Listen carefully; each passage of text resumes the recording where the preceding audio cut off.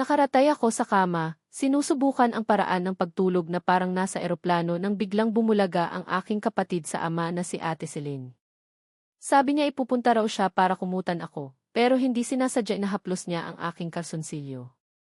Noong unay akala ko'y isang kakaibang paraan niya ito ng pagpapainit sa akin, pero unti-unti kong napagtanto na isa itong senyales ng namumuong pag-ibigan na nasisira. Nang maging 18 ako, sabik akong ipagtapat ang aking nararamdaman sa kanya, pero bigla niyang binawi ang lahat ng dating lambing at sinimulan akong pagalitan.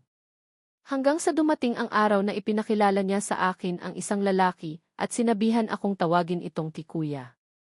Tahimik kong itinago ang resulta ng biopsy ko na balak kong ibigay kay ate at kinuha ko ang aking cellphone para tumawag sa isang eksperto. Voluntaryo akong sumali sa isang eksperimento tungkol sa pag-ielo ng katawan ng tao. Matagal bago sumagot ang nasa kabilang linya at pagkatapos ay narinig ko ang malalim na buntong hininga ni Professor Lee. Sige, pumunta ka bukas sa laboratorio para magsagawa ng mga pagsusuri at tiyakin ang pinakamainam na paraan at panahon para sa pag-ielo, anya. Pagkababa ko ng telepono, inilapag ni Ate Celine ang isang plato ng bagong lutong ulam mula sa kusina. Tamang-tama ang pag-uwi mo, bunso. Gaganapin ang kasal namin ni Kuya West sa ika-12 ng Oktubre. Siya na ang bahala sa lahat ng bagay sa bahay, sabi niya. Sa ilang salita niyang iyon, para akong sinaksak ng libu-libong karayom. Ang araw na iyon ay kaarawan ko rin at araw ng paggunita sa aming mga magulang. Sa isang lumang pahayagan ay may isang artikulo tungkol sa isang mayamang ginang na nawalan ng ulirat at napatay ng kanyang asawa habang natutulog ito. Isang 5 taong gulang na bata ang naiwan. Ako ang 5 taong gulang na batang iyon. Noong araw na iyon, nagtago ako sa loob ng aparador at si Ate Celine ang yumakap sa akin at nagsabing, "Huwag kang matakot, mahal ko. Nandito si ate, hindi kita hahayaang saktan ng kahit sino." Dinala niya ako sa kanyang bahay, at anumang bagay na gusto ko, kahit na mga bituin sa langit, ay ipinangako niyang kukunin para sa akin. Hanggang sa natuklasan niya ang aking kamalian, at lahat ng bagay ay nagbago. Yumuko ako at bumulong, "Sige po." Akala ni Ate Celine ay magagalit ako, pero nagulat siya nang tanggapin ko ito ng mahinahon. Sa kanyang mga matay panandali ang sumilay ang isang kakaibang pagtataka. Sa tabi niya, sinabi ni Kuya West, "Huwag kang mag-alala. Natakot mo si Dodong. Huwag mo na siyang pansinin. Tara na't kumain." Pagkasabi nito ay hinila niya ako papunta sa dining area. Hindi ko inaasahan na bigla niya akong hihilain, kaya hindi ko namalaya na nahulog ko ang mga papeles na hawak ko. Sumimangot si Ate Celine at yumuko para pulutin ang isang blueprint ng isang ice coffin. "Ano to?" tanong niya nang may malamig na tinig. Sa puso ko'y labis akong nag-aalala, pero sa labas ay pinilit kong magpakalma. Mahinahon kong ipinaliwanag, blueprint yan ng isang ice coffin. Para sa takdang aralin namin yan sa summer break. Inutusan kami ng guro na gumawa ng sarili naming produkto. Gusto kong gumawa ng glass coffin na poprotekta sa katawan para hindi mabulok. Kaya naghanap ako ng mga materyales sa internet at ipinrint ito para gawing reference. Gayunpaman, nanatiling madilim ang mukha ni Ate Celine. "Dodong, may sakit ka ba?" Magaan kong sinabi, "Takdang aralin lang yan sa summer break. Huwag kang magalit." Malamig na hindi nagsalita si Ate Celine. Sa tabi niya, umiti si Kuya West para pagaanin ang tensyon. "Tama na yan, maghanap ka ng iba. Nakakatakot ang kabaong. Dapat mas maging positibo ang mga kabataan." Pinulot ko ang mga papeles na nakakalat sa sahig, at sa harap ni Ate Celine ay itinapon ko ang lahat sa basurahan. Saka lamang lumambot ang ekspresyon ni Ate Celine. Sa kalagitnaan ng gabi, nang mahimbing na ang lahat ng tao sa pagtulog, tahimik akong bumangon para kunin ang mga papeles sa basurahan. Habang pabalik ako sa aking silid, lumabas si Kuya West mula sa kanyang silid.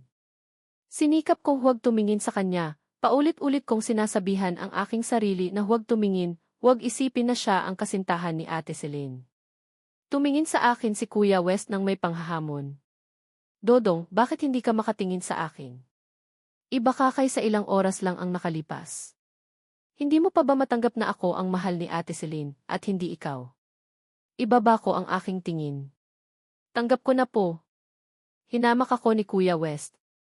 "Huwag ka nang magpanggap. Sa tingin mo ba hindi ko nakikita na iba ang paraan ng pagtingin mo kay Ate Celine? Tinatawag mo siyang Ate Celine, pero pinalaki ka niya na parang tunay niyang anak. Dodong, may sakit ka ba sa pag-iisip? Natahimik ako. May sakit nga ba ako sa pag-iisip? Hindi nakapagtatakang biglang mandiri si Ate Celine nang malaman niya ang tunay kong nararamdaman. Kaya pala sa paningin ng ibang tao'y napakasama ng pag-ibig na ito. Nabalitaan ko na naging ulila ka dahil nawala sa ulirat ang nanay mo, panimulang panunukso ni Kuya West. Hindi nakapagtatakang may sakit ka sa pag-iisip. Namana mo iyan sa nanay mo. Ang nanay mo'y isang baliw, may baluktot na kaluluwa. Ganoon ka rin. Kaya kong tiisin ang pang-iinsulto ni Kuya West sa akin, pero hindi ko kayang tiisin ang pang-iinsulto niya sa aking mga yumaong magulang. Tumigil ka na, sabi ko habang papalapit sa kanya at sinasakal siya. Wala kang alam tungkol sa katotohanan. Wala kang karapatan. Bago ko pa matapos ang aking sasabihin, isang malamig na boses ang biglang tumunog, Dodong, anong ginagawa mo? Hindi ko alam kung kailan nagising si Ate Celine at tumayo siya sa pinto na galit na nakatingin sa akin. Nagpanggap si Kuya West na nasasaktan. Celine, wag mong sisihin si Dodong. Kasalanan ko. Lumabas ako para uminom ng tubig, hindi ko inaasahan na mabubunggo ko si Dodong pagkabukas ko ng pinto. Pagkakita niya sa akin ay sinabi niya, hindi ka karapat-dapat sa tabi ni ate. Naglilihim ka sa kanya. Medyo nagalit ako at sinadya kong gamitin ang tungkol sa kanyang mga magulang para saktan siya. Sinabi ko rin na ang nanay niya ay isang baliw. Nagpanggap si Kuya West na naguguluhan. Baliw? Ano? Dodong, anong sinasabi mo? Anong tungkol sa mga magulang mo? Inaliw ni Ate Celine si Kuya West at saka ako tiningnan ng may malamig na ekspresyon. Dodong, hindi ko inaasahan na kaya mong sabihin ang mga bagay na iyan para siraan si Kuya West. Wala siyang alam sa kahit ano. Hindi ko pa naikwento sa kanya ang tungkol sa pinagmulan mo. Tumingin ako sa kanya at nasaktan ako. Hindi niya ba naikukwento? Hindi ba niya kayang maghanap sa internet? Hindi ba lahat ng bagay ay mahahanap sa internet? Sapat na, malamig na putol sa akin ni Ate Celine. Humingi ka agad ng tawad kay Kuya West. Sumimangot ako at tumingin sa kanya. Hindi ako hihingi ng tawad. Wala akong kasalanan. Si Kuya West ang dapat humingi ng tawad. Talagang pinalaki kitang spoiled, lalong lumamig ang boses ni Ate Celine. Simula ngayon, hindi ka aalis sa iyong silid. Mag-isip kang mabuti sa iyong silid. Kapag napag-isipan mo ng mabuti at handa ka ng humingi ng tawad, saka ka pa lamang lalabas. Ikinulong ako sa aking silid. Nang sandaling iyon ay biglang nag-vibrate ang aking cellphone. Ipinadala ng taong namamahala sa eksperimento ng pag-ielo ang sumusunod na mensahe. Ginoong Jayang, nakuha na namin ang resulta ng inyong check-up. Matapos pag-aralan ng aming grupo, ang pinakamainam na panahon para kayo'y ma-frozen ay mula ika-7 hanggang ika-21 ng susunod na buwan.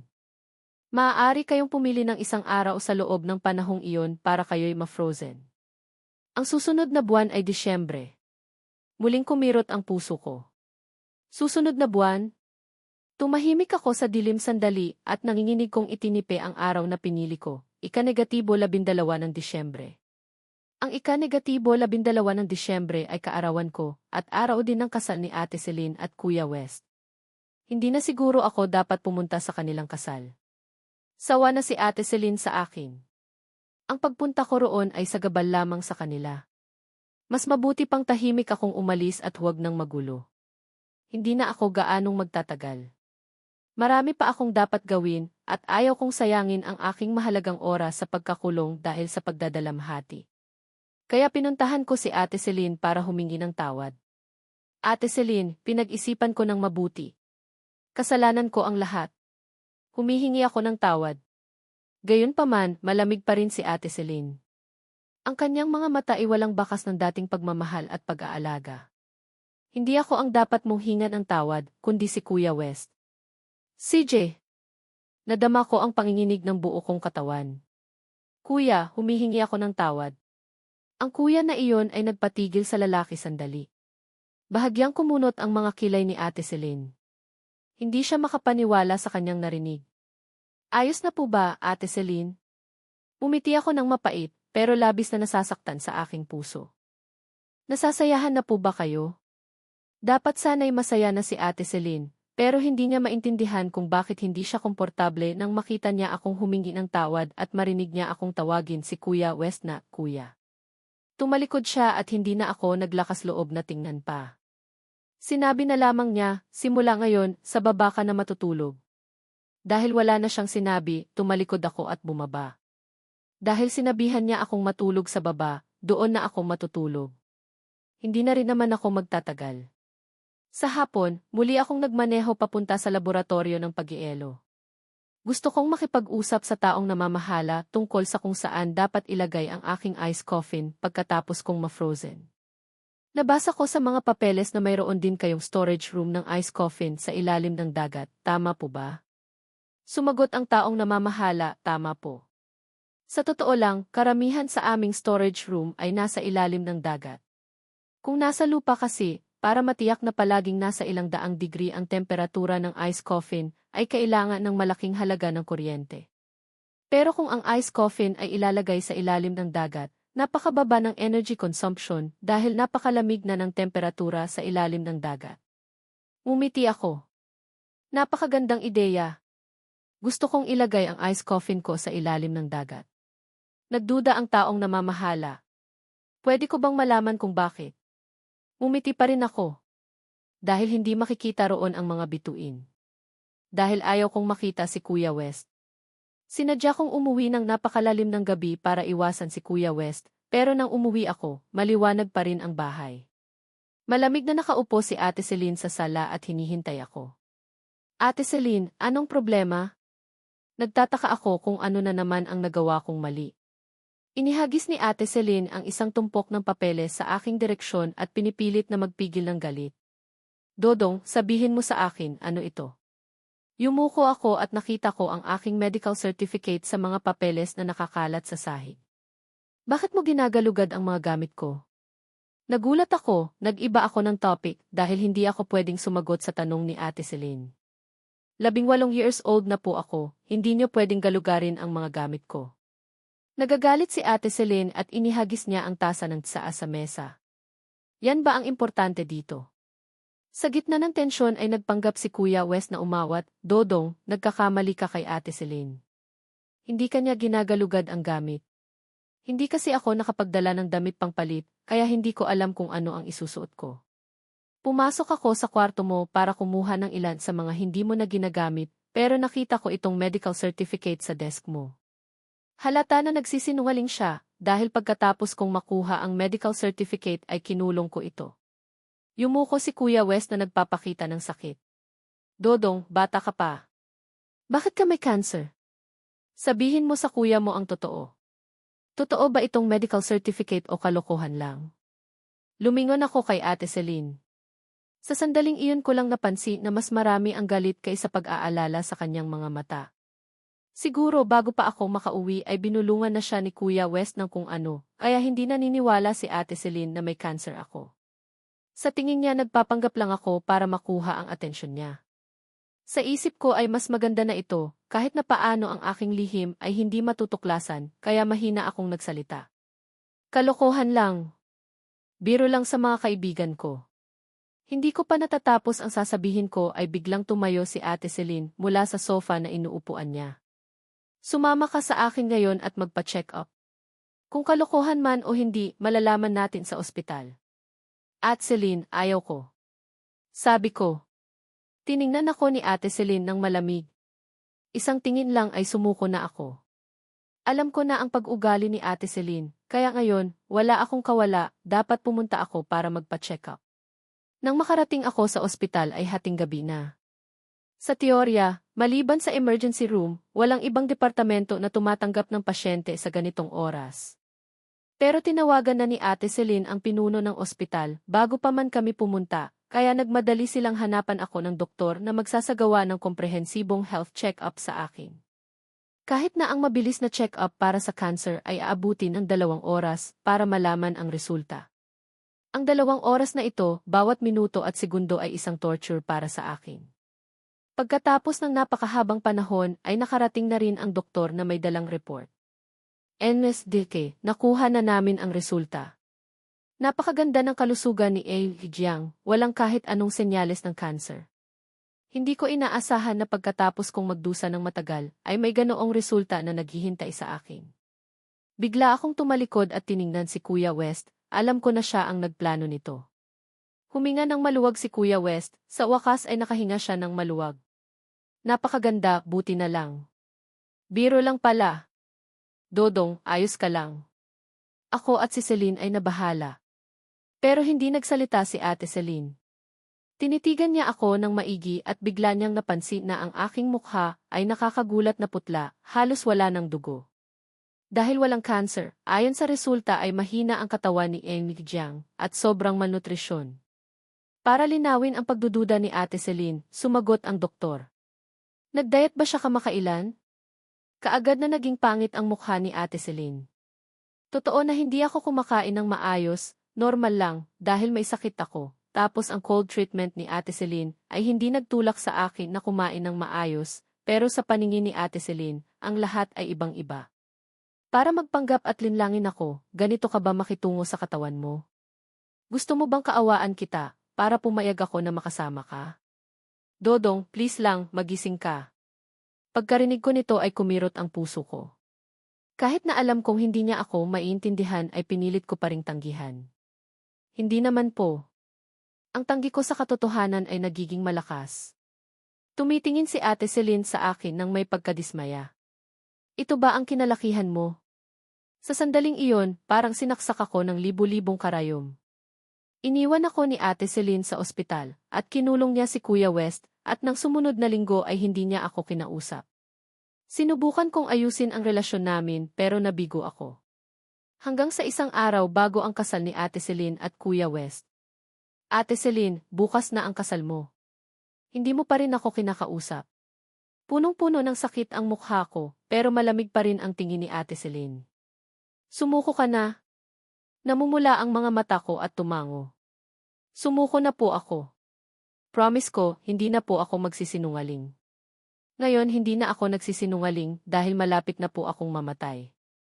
Ang taong patay ay mamatay rin ang puso. Tinitigan ni Ate Celine ang aking namumula na mga mata. Malinaw na hindi siya naniniwala sa akin, pero nagbibigay pa rin siya, dahil lumaki kami, paano hindi niya ako aalagaan. Pumunta ka bukas sa kasal namin ni Kuya West, pagpalain mo kami, patawarin kita. Malamig na sabi ni Ate Celine. Huwag kang magpanggap. Kukunin ko si Kuya West, hindi mo mababago ang resulta. Yumuko ako. Hindi ako gagawa ng gulo. Ang pagsunod at pagiging kalmado ko ay muli siyang nasaktan. Isang pakiramdam ng pagkabalisa na hindi ko maintindihan ay pumasok sa kanyang puso. Tumalikod si Ate Celine at hindi na ako nilakasan pa ng loob na tingnan, pero nagsalita ako. Ate Celine, pupunta ako sa kasal mo, pero pwede bang pagkatapos ng kasal ay kumain tayo? Si Ate Celine at Kuya West ay nagkaroon ng isang banyagang kasal. Ang seremonya ay magtatapos sa Sige, narito ang pagbabago ng sipi na may angkop na pagbabago sa pangalan, pagbati, at lokasyon na naaayon sa kulturang Filipino. Bago mag-alas 12 ng tanghali bukas ang kaarawan ko. Dati, ikaw ang kasama ko sa kaarawan ko. Pwede mo ba akong samahan sa huling pagkakataon? Alam kong napakamakasarili ng kahilingan ko, lalo na't kasal mo, pero hindi naman ako manggugulo. Alam kong pagkatapos ng kasal mo ay magkakaroon ng pagtitipon. Gusto ko lang maging kasama ka. Pagkatapos ng alas 4 ng hapon, tiyak na tapos na ang lahat ng seremonya ng kasal. Kailangan mo lang makisalo sa akin sa isang slice ng cake at batiin ako ng maligayang kaarawan at masaya na ako. Hindi ko balak na ikaw ay sasamahan ako ng matagal. Sa simpleng kahilingan kong iyon, hindi na nakatanggi si Ate Celine. Nag-aalangan siyang sumagot ng isang kisige. Halos hindi ako natulog buong gabi. Nagpuyat ako hanggang umaga at naghanda para pumunta sa kasal ni Ate Celine.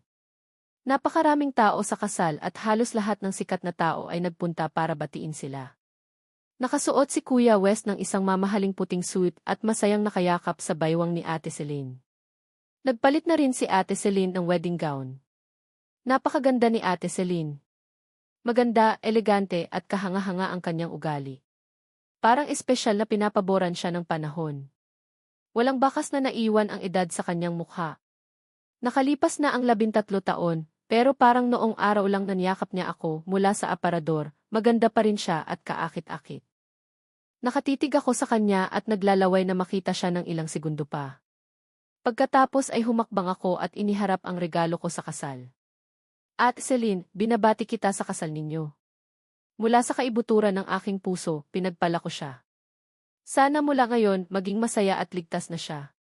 Tinanggap ni Ate Celine ang regalo. Tumingin siya sa akin ng malalim, walang sinabi, tumango lang siya. Parang mayroong emosyon na hindi niya kayang ipakita. Nakalulungkot lang na hindi ko nakita. Pagkatapos kong magbigay ng regalo, tahimik akong umalis sa kasal. Wala talaga akong lakas ng loob na makita si Ate Celine na pakasalan si Kuya West. Paumanhin, wala akong ganong kalaking pagpaparaya. Buong puso kong binabati si Ate Celine, pero hindi ko tatanggapin si Kuya West. Pagkaalis ko sa kasal, pumunta muna ako sa libingan at nag-alay ng huling baukwet ng bulaklak para sa aking mga yumaong magulang. Napakasakit ng buhay. Bakit hindi niyo ako isinama? Galit ka sa tatay kaya dinala mo siya. Sabi mo mahal mo ako, bakit mo ako iniwan dito? Napakalaki ng mundong ito. Bigla akong nakaramdam ng kalungkutan. Parang mula sa simula hanggang sa katapusan, walang kahit sino ang matatag na pumili sa akin, mahalin ako hanggang kamatayan ng walang hanggan. Kahit ang nanay ko ay hindi nagawa ito. Ginawa na talaga ni Ate Celine ang kanyang makakaya. Kung may espiritu man kayo, wag na ninyo akong protektahan ninyo na lang siya. Pagkasabi nito, yumuko ako at hinalikan ang lapida ng aking mga magulang. Umalis ako at mag-isa akong pumunta sa isang restaurant. Matyaga kong hinihintay si Ate Celine na samahan ako para sa aking huling kaarawan. Lumipas ang oras. Natapos na ang kasal ng ika-5, pero wala pa rin si Ate Celine. Biglang nag-vibrate ang cellphone ko. Lumabas ang isang notification. Nag-post si Kuya West ng mensahe. Tapos na ang kasal, honeymoon na. Pupunta sa Batangas. Ngayon na kami aalis. Sa ibaba ng caption ay isang litrato ng 2 airplane tickets na nakapatong.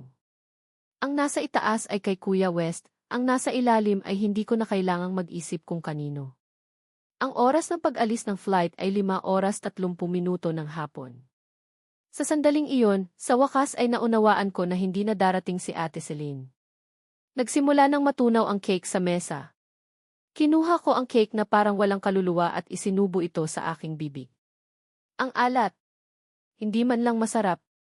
Pinilit kong ubusin ang isang slice ng cake at saka nagbayad. Umalis ako. Binabati kita sa iyong hindi masayang kaarawan. Sana pagkatapos mong mamatay ay hindi ka na masasaktan. Ito ang kaarawan ko sa aking sarili. Nagmaneho ako papunta sa cryonics laboratory. Sa laboratorio, nakahanda na ang lahat. Hinihintay lang nila ang pagdating ko. Sa aking kaarawan, walang bumati sa akin, pero sa kabutihang palad, sa aking kamatayan, may nagsabi ng paalam, kahit na isang grupo ng mga estranghero lang. Nag-isip ako sandali at saka kinuha ang isang sulat ng pamamaalam at ibinigay sa taong namamahala sa cryonics team. Kung may naghanap sa akin, ibigay ninyo ang sulat na ito sa kanila. Kung walang naghanap, itapon ninyo na lang. Hindi naman gaanong importante. Tinanggap ng taong namamahala ang sulat. Ingat kami rito. Pagkatapos ay humarap ako at dahan-dahang naglakad papunta sa coffin. Humiga ako, katulad ng pagtatago ko sa aparador tuwing nag-aaway ang aking mga magulang. Ang masikip na espasyo ng aparador ay nagpaparamdam sa akin ng seguridad. Napakalaki at napakakomplikado ng mundong ito. Hindi ko ito kayang harapin kaya bumalik ako sa aking aparador. Pagkatapos, naghanda na ang lahat. Simula na ang paglamig. Sa utos ng taong namamahala, naramdaman ko kaagad ang lamig at nawalan ako ng malay. Paalam, Ate Celine. Binabati kita sa inyong kasal. Pagkatapos ng isang linggo, sabay na bumalik si Ate Celine at Kuya West sa mansion. Sa mansion, nakakagulat ang katahimikan. Hindi namamalayan na kumunot ang noo ni Ate Celine at nadama na parang may kulang. Mabilis niyang napagtanto na kulang ang pagbati ni Dodong. Dati, tuwing babalik siya mula sa business trip, susugod si Dodong para yakapin siya at magpabebe. Ate Celine, bakit ka ngayon lang bumalik? Miss na kita. Pero ngayon, walang sumalubong sa kanya. Medyo hindi komportable si Ate Celine sa kanyang puso, pero naisip niya ang hindi niya pagtupad ng pangako kay Dodong bago siya umalis. Napigilan niya ang kanyang galit. Dodong, sinabi niya, gusto siyang tawagin. Sa business trip niya, may dala siyang regalo para sa kanya, parang kabayaran. Gayunpaman, nanatili pa ring tahimik ang mansion. Walang sumagot. Bakit hindi sumasagot ang batang ito? Ngumiti si Kuya West. Baka nagalit pa rin. Pero biglaan ang nangyari sa mga oras na iyon. Kahit ang kasal natin ay hindi niya nagawa na tapusin bago sumakay sa eroplano papuntang Europe. Pagkatapos, natakot ako na hindi malinaw ang magiging explanation ng assistant ko. Kaya ako mismo ang pumunta kay Dodong para ipaliwanag. Sinadya ni Kuya West na sabihin ang kalahati ng storya. Hayaan niyang mag-isip si Ate Celine para sa sarili niya. Sa totoo lang, galit agad si Ate Celine sa kanya. Napaka-spoiled ko na sa kanya. Okay, kaarawan ni Dodong. Nakalimutan ko ang appointment ko sa kanya, normal lang na magalit siya. Dahan-dahang humakbang si Kuya West sa tabi ni Ate Celine. Dahan-dahan siyang nagpayo, tawagan mo si Dodong at sabihin mo sa kanya na bumalik na. Huwag ka nang magalit. Pamilya tayo, masaya ang lahat. Sa panlabas, parang tinutulungan ako ni Kuya West, pero sa totoo lang ay ginagamit niya ang kanyang simpatya para magmukha akong hindi makatwiran. Tutol ang puso. Ito rin ang dahilan kung bakit mas lalong humina ang kanyang puso. Kinuha ni Kuya West ang cellphone at nagpanggap na ididyal ang numero ko. Pagkatapos, nagulat siya. Nagduda si Ate Celine. Ano? Galit na sumagot si Kuya West, dati, nagagawa kong tawagan siya. Bakit biglang invalid number na siya? Biglang naramdaman ni Ate Celine ang kutob. Nagmadali siyang kinuha ang cellphone niya at idinyal ang numero ko, pero katulad ni Kuya West, narinig din niya ang walang emosyong boses ng answering machine. Hello, invalid ang number na tinatawagan ninyo. Parang napagtanto ni Kuya West ang isang bagay. Nagpakita siya ng pag-aalala, pero sa totoo lang ay tahimik siyang nag-udyo. Celine, hindi kaya umalis si Dodong sa bahay dahil nagalit siya? Kaagad na nagmukhang napakapangit si Ate Celine.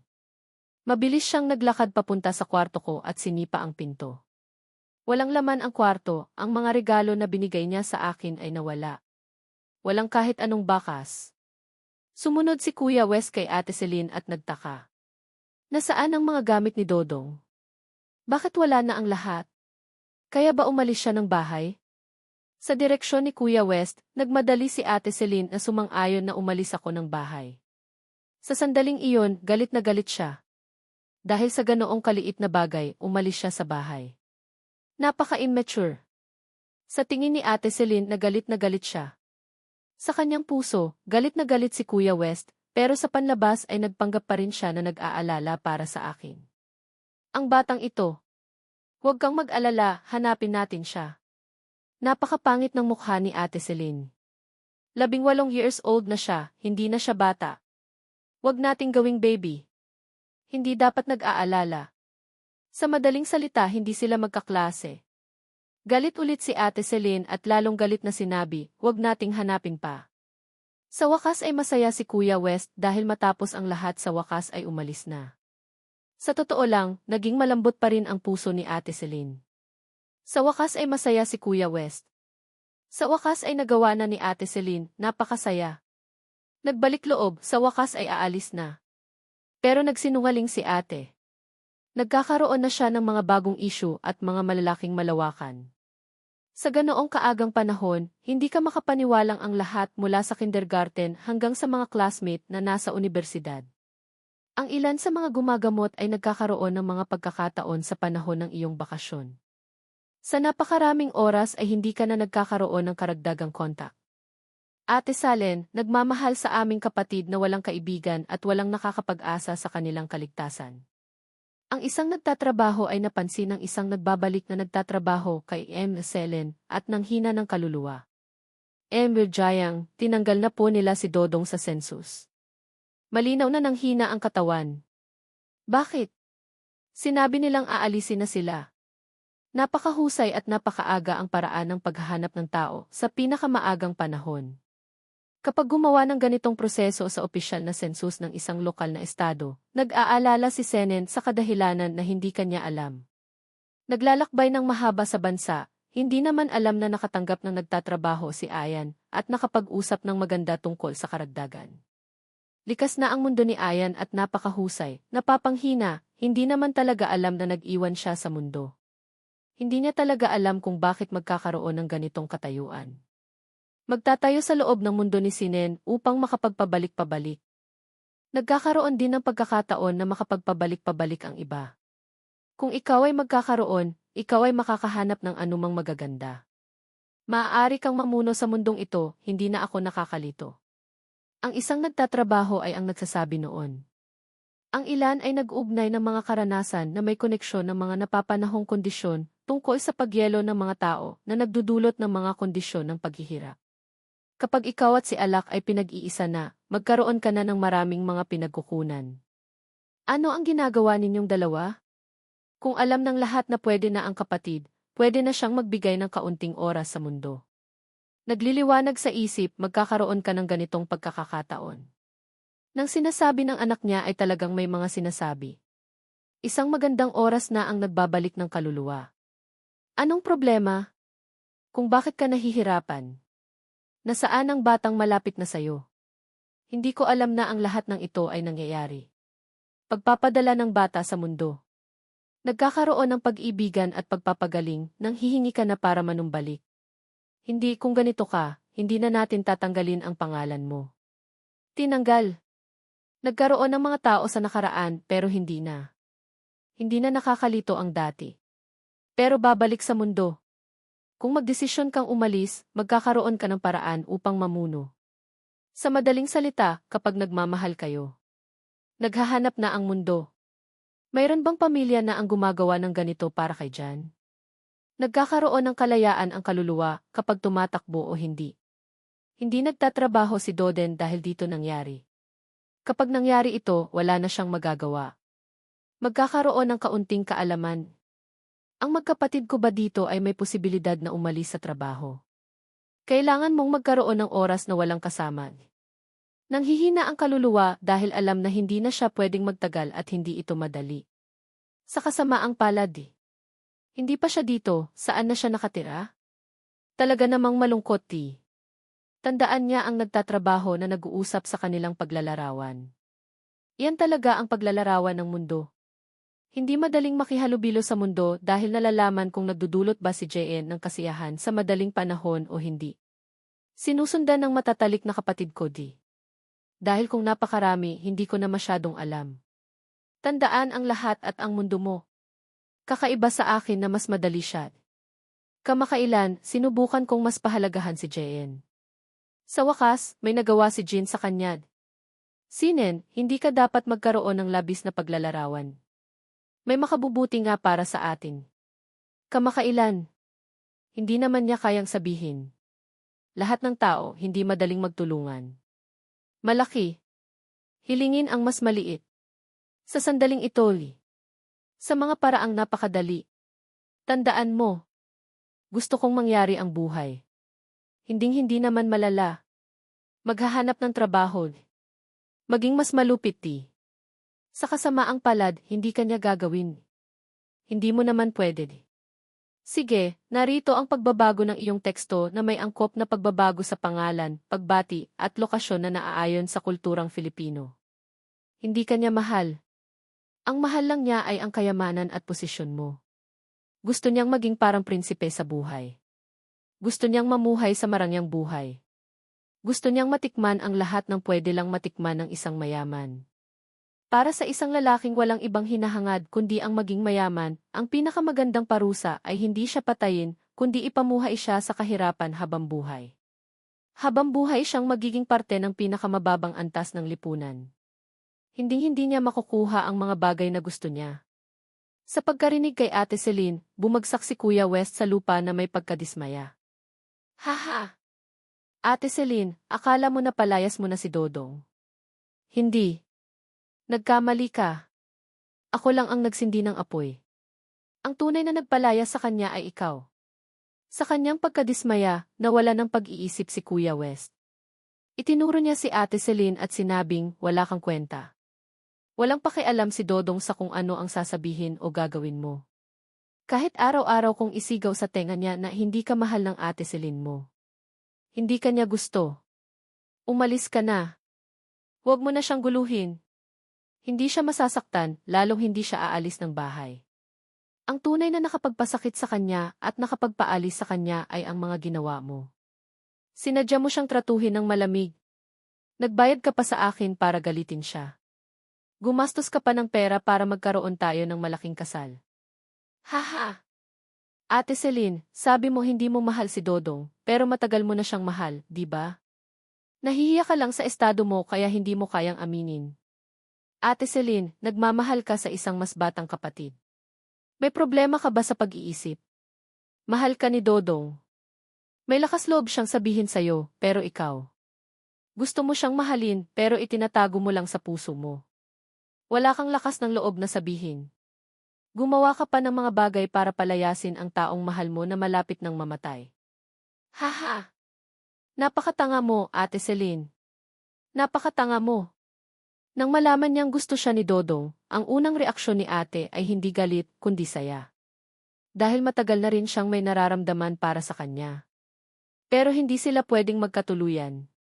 Malaki ang agwat nila. Paano sila pwedeng magkatuluyan? May dahilan kung bakit umaasa siya sa kanya. Bata pa lang kasi siya, pero hindi siya. Isa na siyang ganap na babae. Malaki ang agwat niya, kaya dapat siyang maging matino kaysa sa kanya. Hindi siya pwedeng magpadala sa emosyon. Dapat niyang pigilan ang sarili niya at gawin ang tama. Pagkatapos niyang magsaya, malamig at istrikto niya siyang pinagalitan.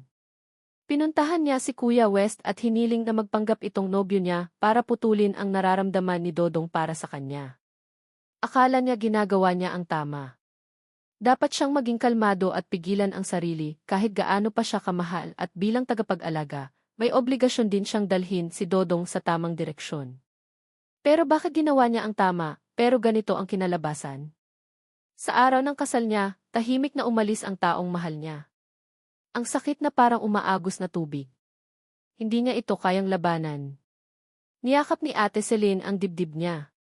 Napakasakit na hindi siya makahinga. Anong klaseng pagkadismaya ang nararamdaman ni Dodong nang humiga siya sa yelong kahon? Bata pa lang siya ay takot na sa dilim at lamig. Noong unang dinala siya sa bahay ng Laseda, gabi-gabi siyang nakayakap sa stuffed animal na kuneho. Sinabi niya na may pabebe na boses, ang katawan ni Ate Celine ay parang malaking heater. Ang init-init. Basta nandito si Ate Celine, hindi na ako magiginaw. Pero sa huli, pinili pa rin niyang humiga sa yelong kahon na pinakamalamig sa buong mundo.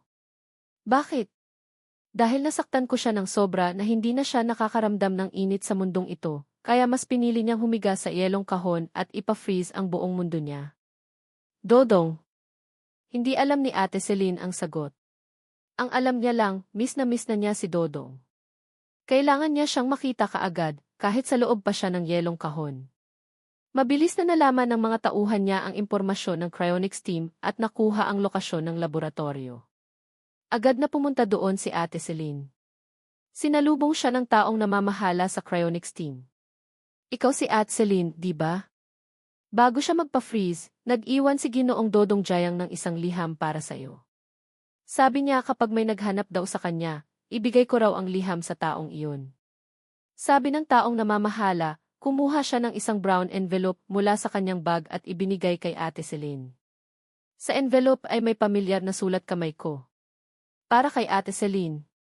Tinanggap ni Ate Celine ang sobre. Nanginginig ang kamay niya. Pagkatapos tanggapin ang sobre, kahit ang paghinga niya ay nagiging masakit. Dodong, alam mong pupunta ako rito para hanapin ka, di ba? Ito ba ang parusa mo para sa akin, Ate Celine? Napakasama mo. And Laseda, sa tingin ko kailangan mo muna ng privacy. Maghihintay na lang ako sa labas. Pagkatapos mong basahin ang sulat at maging kalmado, pwede mo akong puntahan sa office sa tabi. Pagkasabi nito, umalis ang taong namamahala. Nang makalabas, sinigurado niya na isara ang pinto para kay Ate Celine. Huminga ng malalim si Ate Celine at binuksan ang sobre. Pagkabukas ng sobre, muling lumitaw sa harapan niya ang pamilyar kong sulat kamay. Ate Celine, ang nagbukas ng liham na ito ay ikaw, di ba? Dahil iniisip ko na walang ibang hahanap sa akin. Napakalungkot isipin na pagkatapos kong mabuhay sa napakahabang panahon, bigla akong mawawala. Bukod sa'yo, hindi ko naisip na may pangalawang taong hahanap sa akin, at ang mas masakit ay hindi ko pa alam kung pupunta ka ba para hanapin ako. Tutal, may Kuya Wes ka na. Paumanhin sa pagsasabi ng mga bagay na ayaw mong marinig. Huwag ka sanang magalit. Wala akong balak na sisihin ka. Sa totoo lang, masaya ako para sa'yo. Ang mabuhay sa mundong ito ay napakalungkot. Ang mahanap ang taong gusto mo at makasama habang buhay ay swerte. Ate Celine, bakit tuwing pinagpapala kita, hindi ka naniniwala sa akin? Palagi mong iniisip na may gusto pa rin ako sa'yo, na peke ang mga blessing ko at may iba akong motibo. Pero hindi talaga ganun. Inaamin ko na gusto pa rin kita. Kahit lumipas pa ang 1,000 o 1,000,000 taon, hindi magbabago ang nararamdaman ko. Pero totoo ang nararamdaman ko at totoo rin ang pagpapala ko para sa'yo. Sa oras na basahin mo ang liham na ito, malamang nakahiga na ako sa yelong kahon. Wala na akong dahilan para magsinungaling, kaya Ate Celine, pwede mo ba akong paniwalaan ngayon? Buong puso kitang pinagpapala. Sana magsama kayo ng taong mahal mo at magkaroon ng maraming anak. Naway matikman mo ang lahat ng magagandang bagay sa mundong ito, kahit na hindi ako ang kasama mo. Ate Celine, sana hindi ka malungkot sa pag-alis ko at sana hindi mo sisihin ang sarili mo dahil pinili ko ito. Sa totoo lang, wala kang kinalaman dito. Noong bata pa ako, tuwing nag-aaway ang mga magulang ko, nagtatago ako sa aparador. Madilim at malamig sa loob ng aparador, pero kapag nagtatago ako sa masikip na espasyo, doon lang ako nakakaramdam ng seguridad. Noon, ang maliit na aparador ang mundo ko. Pagkatapos ay inilabas ako ni Ate Celine sa aparador. Ang mundo sa labas ay napakalaki at malawak. Kahit hindi na madilim, ewan ko ba, parang walang lugar ang puso ko para magpahinga. Sa tingin ko, minaliit ko ang sarili ko. Hindi ko kaya ang malawak na mundo. Sa kabutihang palad, nandyan ka pa rin, Ate Celine. Basta nandyan si Ate Celine, wala akong katatakutan. Kaya tinago ko ng tahimik ang puso ko sa'yo. Lumaki ang nararamdaman ko sa paglipas ng mga panahon. Hindi ko naman nakikitang mali ito. Sa katunayan, nakikita ko itong banal. Noong nag-aaral ako, may sinabi ang isang guro na gusto ko na hindi tayo pwedeng mag-isa sa mundong ito. Sa mundong ito, maraming tao. May iba't ibang koneksyon sa pagitan ng bawat tao. Ang network ng relasyon na ginawa ng maliliit na koneksyon sa pagitan ng mga tao ay ang koneksyon natin sa mundong ito. Pagkatapos ay nagbigay siya ng isang halimbawa na bawat isa sa atin ay may magulang. Ang pamilyang kinabibilangan natin sa ating mga magulang ay ang koneksyon natin sa mundong ito. Sa kasamaang palad, wala akong magulang. Ate Celine lang ang meron ako.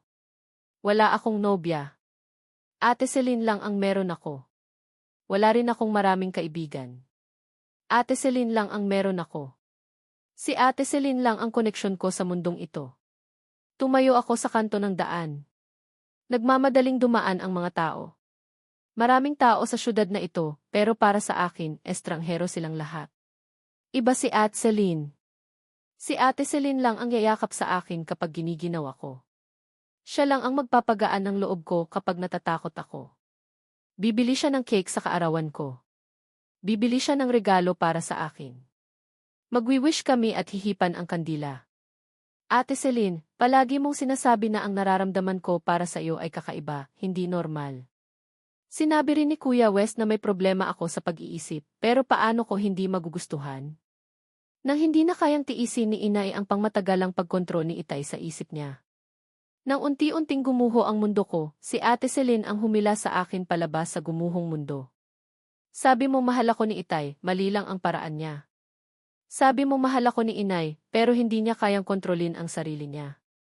Natatakot siyang saktan ako, kaya umalis siya at ipinagkatiwala ako sa'yo. Bakit naiintindihan mo ang kakaibang pagmamahal ni Itay para kay Inay, pero hindi mo maintindihan ang pagmamahal ko? Hindi ko kailangan ng sagot sa tanong na ito. Ate Celine, marami akong sinabi, gusto ko lang ipaalam sa'yo na ang gusto kita ay ang pinakabanal na nagawa ko sa buhay ko. Kahit hindi mo ako naiintindihan, sana huwag kang magalit. Huwag mong isipin na nakakadiri ako. Huwag mo akong kamuhian. Libu-libong taon sa hinaharap, kahit umunlad pa ang teknolohiya at gumaling ang cancer, huwag mo na sana akong buhayin pa. Ate Celine, ako at ang mundong ito ay mayroon lang isang koneksyon. Ngayon, naputol na ang koneksyon na iyon. Wala na akong pakialam sa mundo. Bumalik na ako sa aking aparador. Dito ako nababagay. Maliit, sarado at napakaligtas. Matutulog ako ng napakahaba at hindi ko inaasahan na magigising pa ulit. Bago ako makatulog, hihiligin ko ang huling pagpapala ko para sa'yo, Ate Celine, ang taong pinakamamahal ko. Ate Celine, naway maging masaya ka sa iyong kasal. Sana masaya at kontento ka sa iyong buhay sa hinaharap at hindi ka magsisisi. Sa wakas ay natapos basahin ni Ate Celine ang liham. Isang patak ng luha ang bumagsak sa papel. Nataranta siya nang mapagtanto niyang matagal na palang umiiyak. Masaya at kontento. Sa pagtingin ko sa huling blessing niya para sa kanya, bigla siyang nabaliw. Umiyak at tumawa siya, Dodong. Wala ka na. Paano ako magiging masaya at kontento?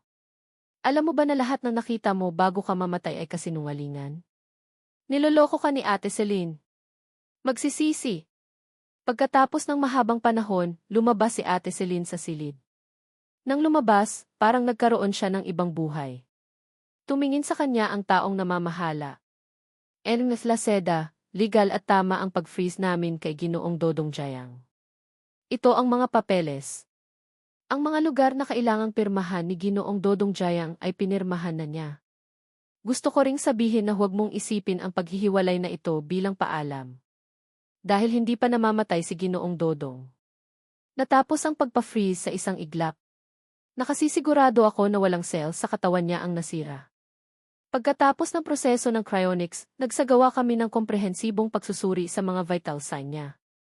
Ipinapakita ng resulta na ang vital sign ni Ginoong Dodong ay nasa pinakamagandang kondisyon. Hindi pa tapos ang buhay niya. Cryo lang siya. Nang marinig niya ang salitang cryo, muling sumakit ang puso ni Ate Celine. Pinili na naman ni Dodong ang araw na ito. Araw na ito rin ang kaarawan niya. Ang araw na ito mismo ang kaarawan niya. Anong ginawa niya ng araw na iyon? Nagkaroon siya ng kasal kay West. Nang araw na iyon, nilayasan niya si Dodong. Nang araw na iyon, hindi pa siya pwedeng makasama sa kanyang huling kaarawan.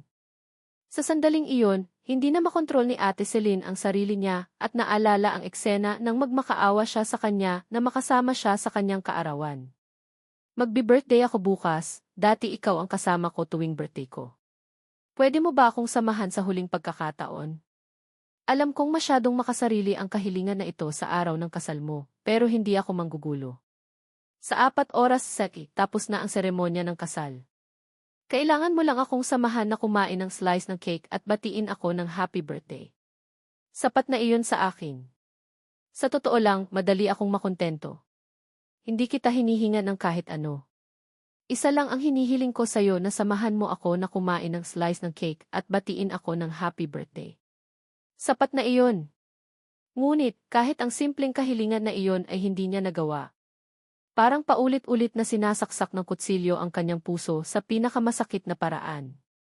Niyakap ni Ate Celine ang dibdib niya. Sa sobrang sakit ayaw na niyang mabuhay pa. Kahit sa kasalukuyan ay hindi pa namin alam ang perpektong pagbabalik ng buhay ng tao. Malaki ang paglago ng teknolohiya at naniniwala ako na sa ilang taon lang, maibabalik na namin si Dodong sa buhay na hindi nasisira ang kanyang katawan. Tuloy ng namamahala. Sa karagdagan, sa panahong iyon, magagamot na rin ang cancer. Sa panahong iyon, hindi lang babalik si Dodong, magagamot din ang cancer ng madali. Mas maganda pa iyon kaysa sa masakit na tiyemo. Sa pagkarinig nito, biglang tumingala si Ate Celine. Pwedeng bumalik ang buhay niya? Parang nakakita siya ng pag-asa. Hinawakan niya ang taong namamahala at sumigaw, ibalik mo siya ngayon. Gusto ko siyang makita. Ernest Laceda, kalma ka lang. Naiintindihan ko ang nararamdaman mo, pero nagkakamali ka sa akin. Hindi ang buhay ngayon ang sinasabi ko. Ilang taon pa ang hihintayin.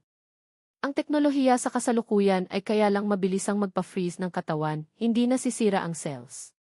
Kahit na freeze na ang tao, nananatili pa ring buo ang mga cells at buhay pa sila. Ang cells ay nasa free state lang, kaya hindi na sila gumagana at hindi na rin tumatanda ang tao. Ang iba ay iba na naman. Mahirap itong ipaliwanag.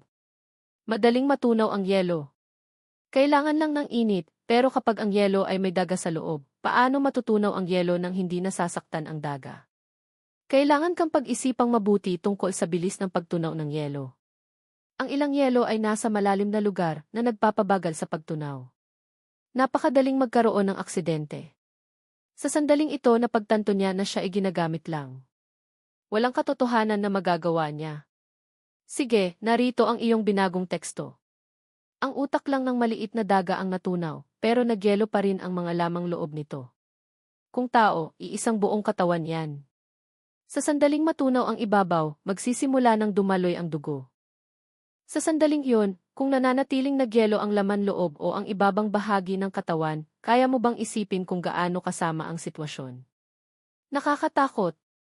Dadaloy ang dugo papunta sa lamang loob pero hindi makakapasok. Titigil ang daloy ng dugo. Mabubuhay pa kaya ang taong yun? Ang hirap ng pagbabalik sa buhay ay nasa kung paano mapatutunaw ang lahat ng cells sa katawan ng tao sa isang iglap. Hindi pa talaga kaya yun ng siyensya ngayon. Pero, Ms. Laceda, tinitiyak ko sa iyo na lahat ng empleyado rito ay nagsisikap na mag-aral, magsaliksik, at maghanap ng pinakamagandang paraan para ibalik ang buhay ng tao. Naniniwala ako na sa malapit na hinaharap, malalampasan natin ang mga problema sa teknolohiya at ligtas na magigising ang lahat ng nagpa-freeze. Huminto saglit ang taong namamahala, inayos ang salamin at mumiti ng mapait. Higit pa rito, kung ibabalik mo ngayon sa buhay si Ginoong Jayang, anong mangyayari? Mayroon siyang pancreatic cancer na malala na. Sa estado ng medisina ngayon, wala kaming paraan para pagalingin siya. Kahit magising mo siya, makikita mo lang siyang pahirapan ng kanyang sakit. Para itong kidlat na gumising kay Ate Celine. Tama.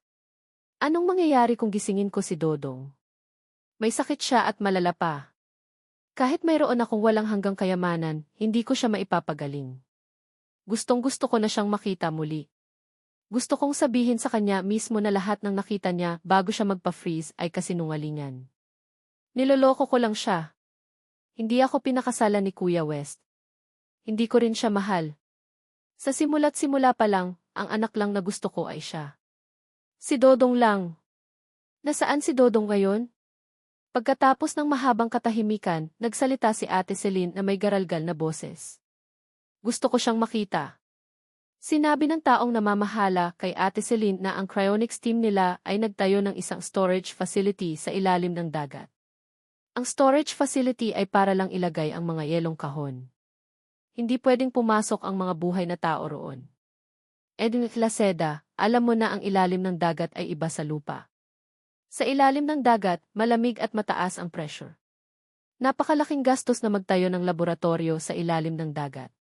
Hindi ako natatakot na pagtawanan mo kami, pero laging kulang sa budget ang cryonics team namin, kaya sa ilalim ng dagat, storage facility lang ang itinayo namin, hindi laboratorio.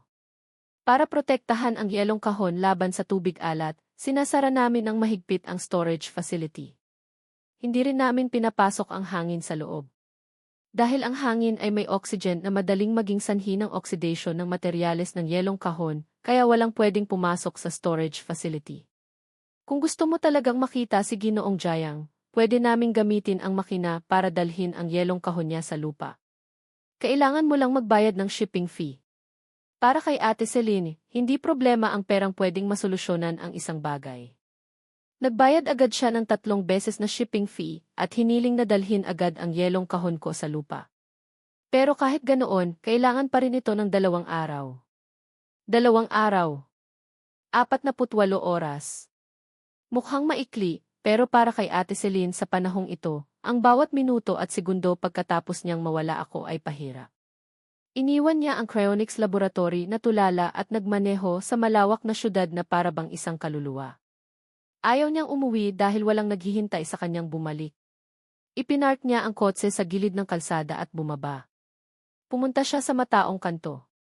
Tumayo siya sa gitna ng kanto at tumingin sa mga taong dumadaan. Sa wakas, naintindihan niya ang mensahe sa sulat ko. Tumayo ako sa kanto ng daan. Nagmamadaling dumaan ang mga tao. Maraming tao sa syudad na ito, pero para sa akin, estranghero silang lahat. Iba si Ate Celine. Si Ate Celine lang ang koneksyon ko sa mundong ito.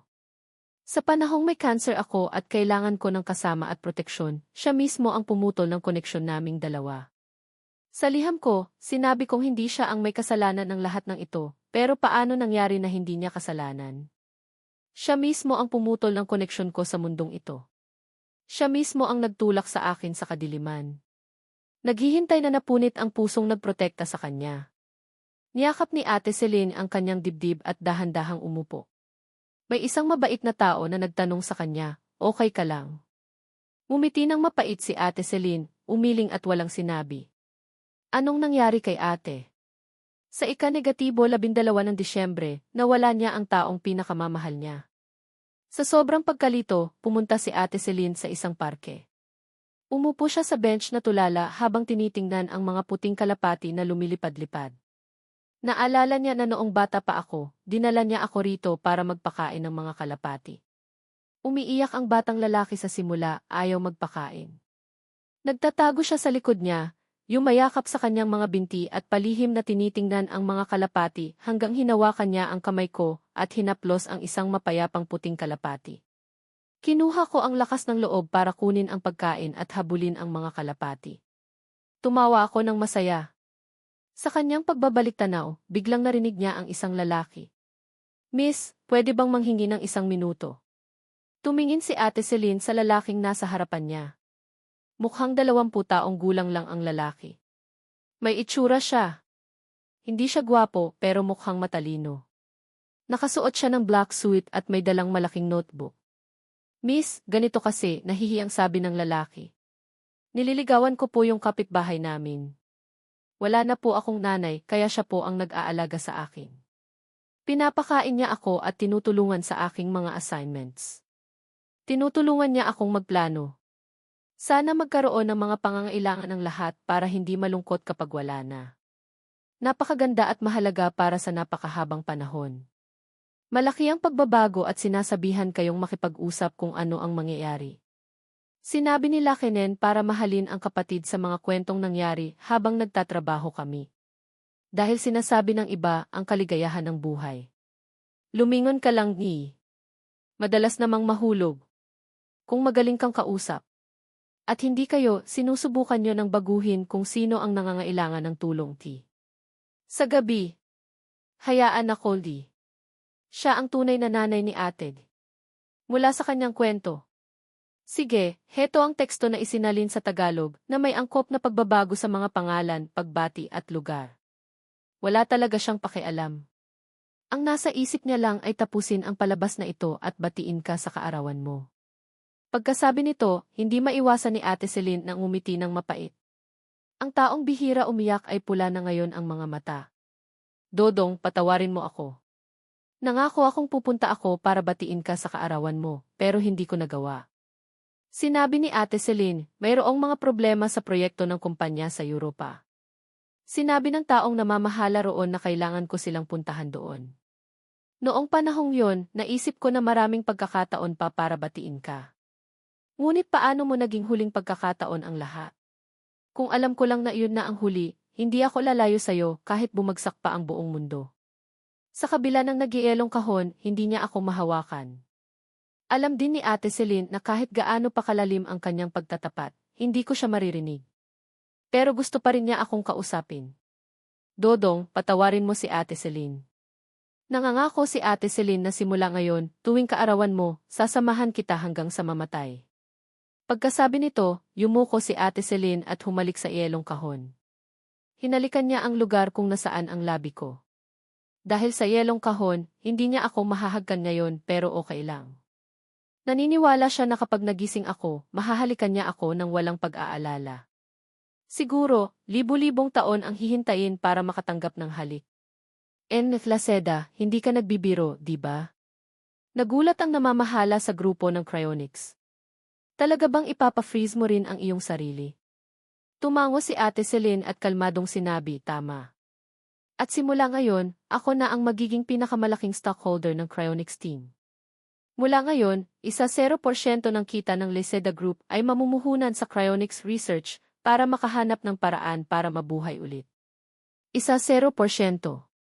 Mukhang hindi masyadong malaki, pero malaking pera yun, mga daan-daang bilyon ang kinikita ng pamilyang Laseda. Laseda, lubos kaming nagpapasalamat na handa kang maglaan ng pondo sa amin. Sinabi sa malapit na kaibigan kaya ito magagawa mo. Ipinaliwanag ng matyaga ng namamahala sa cryonics team kay Ate Celine na ang cryonics ay para lang sa mga pasyente na may malalang sakit. Para sa mga sakit tulad ng amyotrophic lateral sclerosis, cancer, organ failure, sa ngayon walang pag-asang gumaling ang mga pasyente. Maraming pasyenteng may ganitong sakit ang bata pa, kaya sana makapagpaalam muna sila sa kanilang mga pamilya. Magpa-freeze sila at maghintay ng maraming taon. Iyon ang taong may nakakaalam o nag-aalala. Gusto mong magbago, kaya ang gulo ng katotohanan ay alam ng iba. Sige, sa pananalitang ito ay may malaking pagbabago. Si Nen ay nagmumukhang nagtatagumpay. Sa kadahilanan na mahirap paniwalaan, malaki ang kikitain niya kung magbibigay. Sa pamamagitan ng mga malikhaing ginagamitan ng cryonics. Tumingin si Linen sa lahat para ipaalalad. Ikaw, Lee. Naghihintay silang bumalik sa mundo at hindi na pwedeng magtagal. Mayroon ka bang nakakahilig sa puso? Hindi totoo sa kanyang pagmamahal ang lahat ang mangyayari. Hindi totoo kayo, Lee. Nang hina ng kaluluwa, nang ang malinaw. Ang mga kaso na malakas din ang pagbabago ay hindi nagmumuni-muna. Lahat tayo para maghanda, pagtanggap sa inyong dalawa. Sa mga sandaling lumapit sa akin ang buong puso, ginagawa ko pa. Ang pag-aalinlangan kay Jean ay nagpapalaya ng kaunti tungkol sa paghihirap. Ang nagbibigay ng payo na ang karamihan ay totoo kayo. Hindi na ninyo kailangang mamuno rito. Hindi na tayo dapat pag-aaksayahan. Nakakahanga kayong magmahal ng tunay. Si Nen ay nagmamahal dahil magagawa mong mahalin si Jane. Hindi pa dapat magpagaling. Si Nen ni. Madami nang nagagawa ng tao. Dito na galing ang lahat sa katotohanan kung gagamitin ng wasto sa kanyang pagmamahal. Hindi nagawa ng ganoon. Si Nen ni. Dapat talagang maging masayahin ka di. Tinanong na niya ang kapayapaan ng puso. Siya ang gumagawa sa lahat di. Sa loob. Kung mahal mo kami, magkakaroon ng ti. Mahalaga sa kanya na pinangangalagaan niya tayo. Tandaan mo. Sinen. Maging ikaw at hindi na babalik ang ibad. Hindi niya ipinagdasal na hindi na mangyari ang anumang bagay. Tinanong na siya upang tumayo sa kabilang panig ng kanyang mga tao. Ibang-iba ang sinabi ni Jen. Kaya niya, dati nangyayari ang hindi pa natatapos. At malalim na ang ugnayan sa katotohanan. Mag-isip ng malalim. Sa katotohanan, hindi sila pwedeng maging totoo. Sa pamamagitan ng kamatayan, mayroon pa rin. Sa kalaliman. Ganoon din, maghihintay pa ba? Ayos lang, handa akong maghintay di. Hindi ka nagmumukhang nagmamahal. Mayroon na lang talagang iba na katulad di. Talagang magandang magkaroon ng kung ano di. Kahit nakagagalit na katulad nito at mag-isip ka di. Sinusuportahan namin ng husto. Kung sinasabi nating iba tayo sa loob di. Bantayan siya ng mabuti. Hindi ka dapat maging sa ilalim. Dito na galing si Jen at galing pa kami. Ang pangangailangan ang nagsasabi noon na pinamamahalaan niya ang kanilang mga kapatid at kung ano sila. Pag-aalinlangan ang nagpapalaya sa mundo, ang aking kaibigan. Kung paano siya namumuhay sa mundong ito ay ginagawa niya ng lubusan. Ang mas liliwanagan sa lahat sa kapayapaan. May naririnig na ang lahat at makapagsasama pa rin. Nagmamahal na rin siya kung may pagkakatataong pangangailangan na Dahil pinaglalaban at pangangalagaan ko siya. Mahal ni. Pero ang lahat pa rin ay hindi na pwede di. Paborito di. Kung kaya mo di. Sinen ang pangako mo para magpatunayan kay Jen. Kung malilimitahan mo lang ang sarili mo. May mga pagbabago. Talaga na kayang magpagaling si Sinen. Malapit na sa lahat. Nananatiling magkasama ng mahabad. Ito ay kinuha kasama. Hindi pa totoo ang lahat ng mga katotohan. May pangangailangan sa katotohanan ng magmamahal. Ang mga nangyayari na kayang ginagawa ng aking pamilya di. Mahal ka ba? Jenny. Tayo. Hayaan ka naming magpaalam muli. Pero magkakaroon ng ibang tea. Si Sinen. Sa pangyayari na may tea. Ito na ang kailangan mo. Hindi kanya gustong saktan. Sa gabi, tea. Sa kasalukuyan. Sa labas. Sige, narito ang salin na isinasaalang-alang ang kultura at kaugalian ng mga Pilipino. Muli kayong makakasama ni Jen, bumalik ako. Ang nagtitiwala ay nakakita ng mga labi at mga kaluluwang nagsalita. Kung kayo sa inyong tahanan, magiging walang katotohanan ang gabi-gabi. Hindi na dapat maging totoo. Puso ko ay binabaguhan mo. Nakatanggap na ang nag-alinlangan kay Lenlen. Bantayan para sa iba. Hindi makakamtan ng kahit ano. Kayo ang nagdadasal kayo sa kanya. Lumalago at hindi na madaling isama. Malaya di. Mula sa pagbabago niya kung sino siya sa buong isip niya. Hindi natin magagawa. Nagbabago sa mundo di. Kung ganoon, ikaw ay magiging mabuti at masayad. Ikaw. Sa mga kalagayan para sa isang mundo. Kayo ay magiging malaya. Hindi kayang gawin. Iyan ay para sa paghahayag ng nangyayari, sinabi kong ikaw. Ngayon, pakinggan ka niya. Ang tunay ng kapangyarihan. Ngayon, mahalin kita. Bakit ba, para ikaw ay magkaroon pa rin? Nakukuha kayo niya eh. Hindi kayo ang mighty. Bakit bagi? Sa katotohanan, hayaan niya. Mas malaya para ka ngayon? Ikaw ang pinipilit na gumawa kayo. Iyon ang binabago niya ngayon.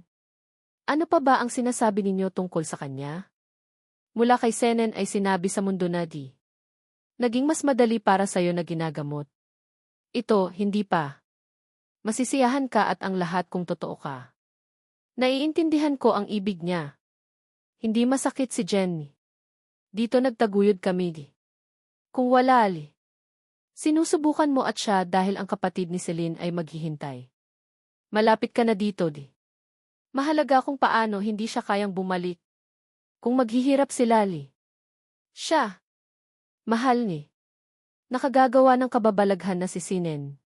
Kung ganoon, ang pinapahintulutan niya kung ikaw ay di. Hindi pa madali. Kung babaguhin, iyan ay di. Doon nagtaguyod na ti. Sa madaling madalas at laging may ti. Magkakaiba ito. Mayroong magbabalik-baliktad. Sa isang pagbabago sa katotohanan niya, dito ay hindi ba katulad? Sa lahat ng mundo, maging magkaibigan. Sa naghihintay na kayang magsalita at tumulong ti. Wala kang katatagan. Kailangan ang nagmamahal sa lahat. Nagdarasal lang kami para di. Hindi. Sinen. Nawala ang ni. Lumingon ni. Nanginginig. Hindi na sana di. Pero may ti. Hindi tayo pwedeng magpatuloy. Sa ngayon. Totoo ito kaya niya. At nagmamahal ka rin. Pagkatiwalaan. Ang kabuhayan na lang ang wala. Sinadya mong sabihin na ti. Nagmumuni man ni. Kayang magdi. Sinadya na sa lahat ti.